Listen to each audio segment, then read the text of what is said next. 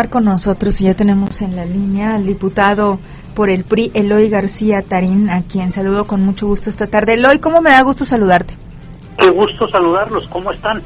Muy bien, pues primero que nada preguntándote cómo te fue en la mañana, porque supimos que hubo bastantes manifestaciones por ahí en el área del Congreso, ¿es así? Bueno, hubo una manifestación convocada por los grupos que se oponen al desarrollo y a la modernización de México, quienes con una posición retrógrada estuvieron pretendiendo que no se llevara a cabo la sesión del Congreso del Estado. En ese sentido, bueno, hubo algunas agresiones, no pasaron a mayores y finalmente se llevó a cabo la obligación que tienen los congresos de los estados de revisar las reformas constitucionales a la Carta Magna del país, y en ese sentido fue votada y aprobada la minuta del proyecto de decreto de la reforma, de la conocida como reforma energética. ¿Nos puedes, bueno, ya quedó aprobada, ¿verdad? Ya está aprobada. Así es. ¿Nos puedes explicar los puntos principales y por qué se decidió que pues es por el bien de México? Sí, desde luego. Derivado de una iniciativa que presentó el presidente de la República, dirigida a la Cámara de Diputados, en la que se hacía la solicitud de reformar los artículos 25, 27 y 28 de la Constitución Política de los Estados Unidos Mexicanos en diferentes párrafos, a efecto de que pudiera haber participación de recursos privados en exploración y explotación de hidrocarburos y la participación en la generación de otro tipo de energía. En este sentido, lo que existe hoy es la posibilidad de que pueda tener México más recursos para poder extraer sin perder la propiedad de los mismos, de extraer hidrocarburos del subsuelo o de poder generar otro tipo de energías. Repito, el artículo 28 constitucional, porque eso es lo que ha sido la bandera de algunos grupos que se han opuesto a esta reforma, han señalado que lo que se está privatizando es y se está vendiendo la soberanía nacional. Nada más falso. Eloy, exactamente, ¿por qué hay tanta confusión y por qué se quiere confundir a las personas entre privatización y participación? Son cosas completamente diferentes.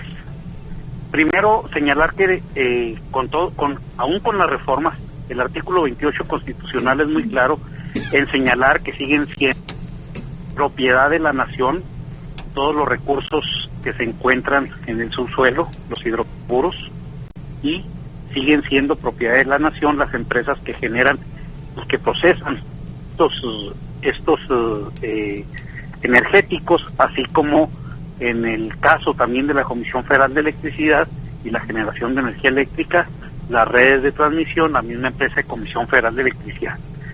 ¿Qué es lo que pasó? Lo que pasó de fondo es que hubo, por lo que sea, la incapacidad de poder demostrar mediáticamente esta condición.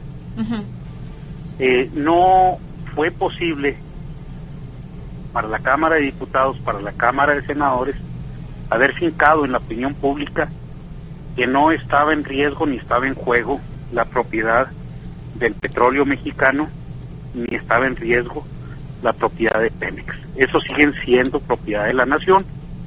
Lo que hay ahora es la posibilidad de que haya recursos económicos de la iniciativa privada mediante diferentes formatos o figuras jurídicas para explorar y para extraer, por ejemplo, el petróleo. Pongo un caso de cómo nos hemos ido quedando rezagados en este sentido. Mientras que México es el único país en el mundo que quedaba con una reserva absoluta en el manejo de todos estos esquemas de explotación y de generación de energía, incluso por encima de Cuba, incluso por encima de China, e incluso por encima de Venezuela, quienes desde antes de México ya permiten en este tipo de modalidades también la participación privada para poder extraer, primero encontrar y luego extraer petróleo, gas, generar más energía eléctrica, etcétera, etcétera. Entonces lo que había de fondo era una posición ideológica, una posición ideológica que planteaba que no hubiera absolutamente ninguna participación de la iniciativa privada para poder tener una mayor competitividad en la producción de estas energías. Eloy, en alguna columna, pues por ahí leí yo que ni siquiera tuvieron oportunidad de estudiar ustedes, los diputados, la iniciativa que se mandó. Platícanos un poco de esto. ¿Tuvieron realmente la oportunidad o no para estudiarla? No, desde luego, pero mira, primero hay que mencionar que la discusión sobre la reforma energética no es nueva, es una reforma que tiene muchísimos años de discusión y siempre se ha centrado en una posición simplemente ideológica, en donde no se plantean mecanismos de modernización, de competitividad que redundara en beneficio directo de los ciudadanos con energías más baratas y con esto poder poner a México en otro escenario de mayor beneficio para todos los mexicanos.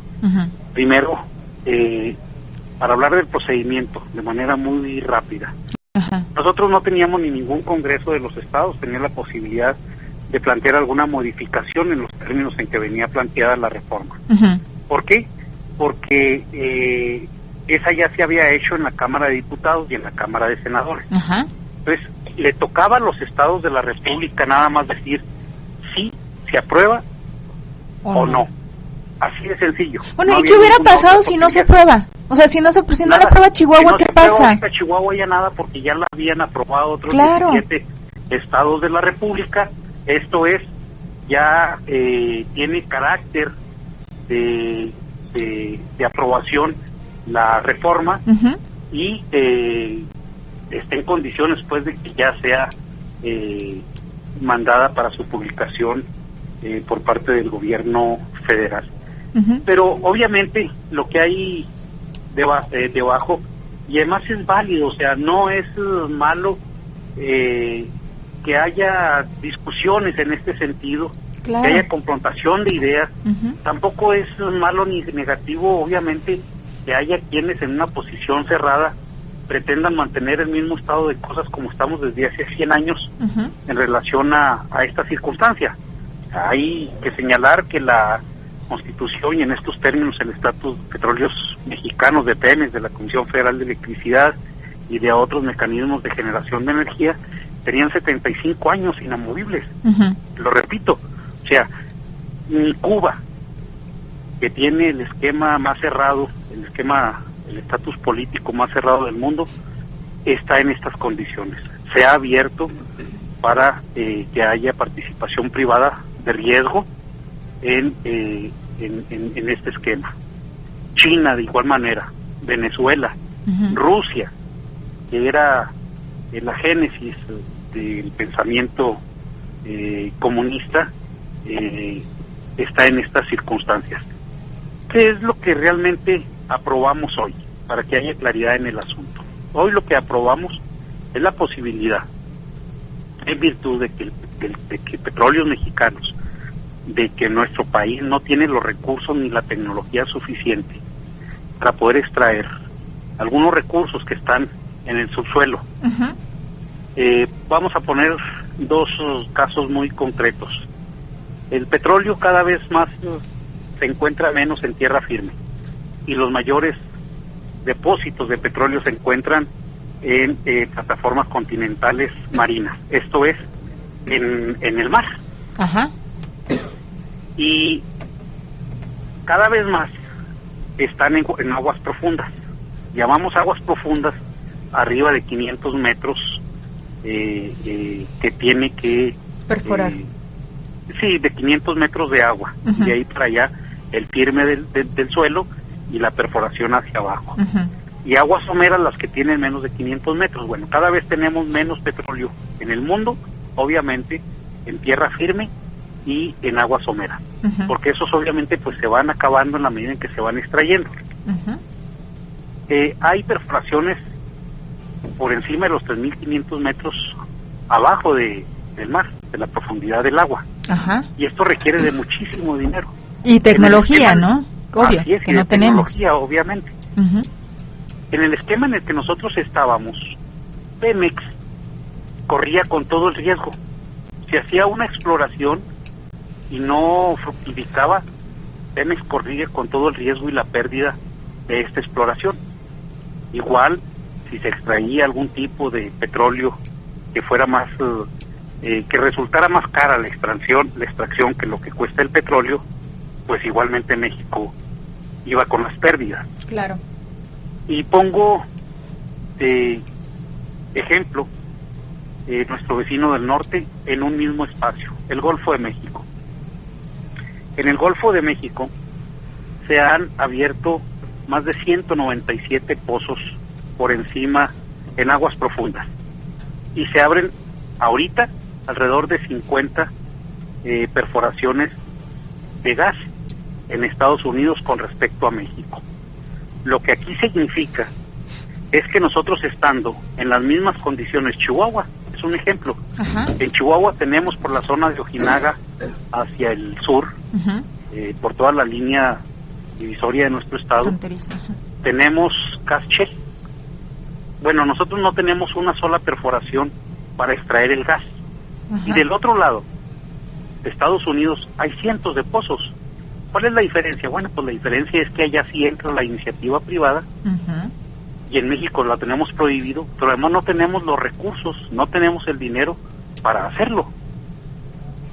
Entonces, ¿de qué nos sirve si nos están extrayendo del otro lado todos estos recursos? Claro. Nosotros tenemos 20 años en una parte de la plataforma marítima en el Golfo de México para explotarlo.